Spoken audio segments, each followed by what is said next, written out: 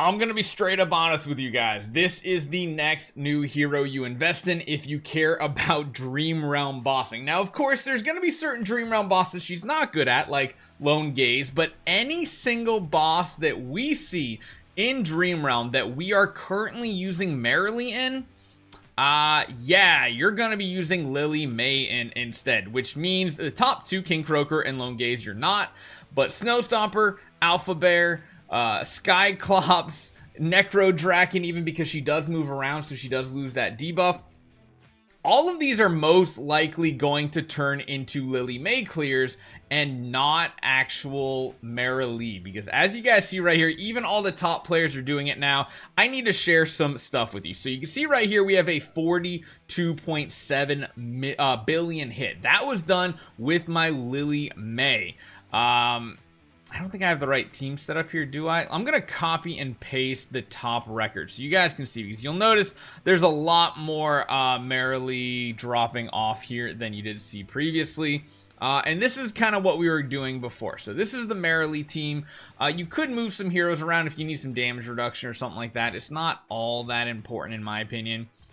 Make sure you have the core of the team there is the most important. And the core and strategy still seems to be the better one. But what I could do to show you a direct comparison, you'll notice there's two different strategies at the top. One of them involves Ludovic. The other one is Ryanair. They're basically within the same damaging range of each other. You'll notice the setup on this is really, really funky. This is the big difference though. With the positioning, you'd position them over here if you were going to be doing the Ryanair strategy. But let's show this strategy first with the Merrily, because it's very, very close to the same thing. And you can see the damage output of the two different fights. So let's speed this up to 3 times because these battles take quite a while. And Alpha Bear, honestly, is probably one of the harder ones to kind of test on, just because there is a lot of survivability issues. You'll notice even when running Merrily teams, even with someone like Ryanair, your heroes, even at like this power level, might not make it to the very end of battle. That's not unheard of. That's not uncommon. Heroes will die just because of Alpha Bear's abilities. They get ridiculously powerful, and typically you don't survive to the end. So let's see what our damage number looks like with the Merrily in the team, which she's kind of holding on there. She's got a shield, she's got the damage reduction. She's getting beat up pretty hardcore here. She gets a new shield, new healing. I think they're gonna live though. Nope, they did actually start dying off at the very end. You'll see we did about 40.3. That is pretty much the average what I've been seeing here. 13.8 million, so not too bad. However, if we now go with the new hero, Lily May, you might hear me say Liliana occasionally. I apologize, that's my daughter's name. My daughter's name is Liliana, so if I say that, I mean Lily May. It's just I use that so much. We are going with, of course, the skill power one, and we're going to be just positioning her here. The one thing I've noticed is most of the time that I use her in this battle, she does survive to the very, very end. That 5 seconds can be a big difference of billions of damage as well, so...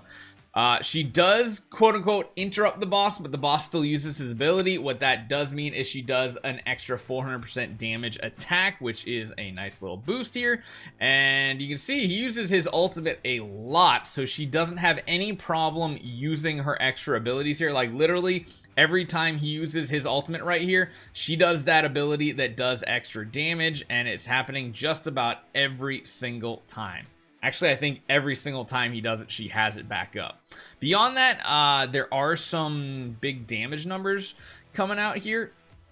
And yeah, I think we're going to heavily invest in this hero in the future too. So you can see we're already at the 40 billion mark and we have the 8 seconds to go. You'll notice enemies start dying, but she does stay alive in those last few seconds just to get a little bit more damage out.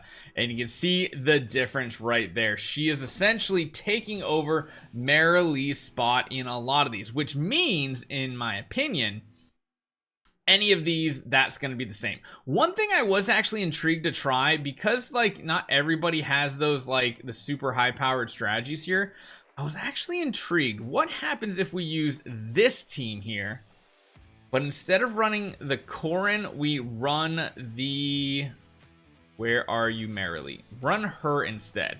And actually we could run her with some like damage reduction. Positioning wise, this should actually be fine. She has some damage reduction, although maybe... Oh, no. She has... No. I guess this works fine.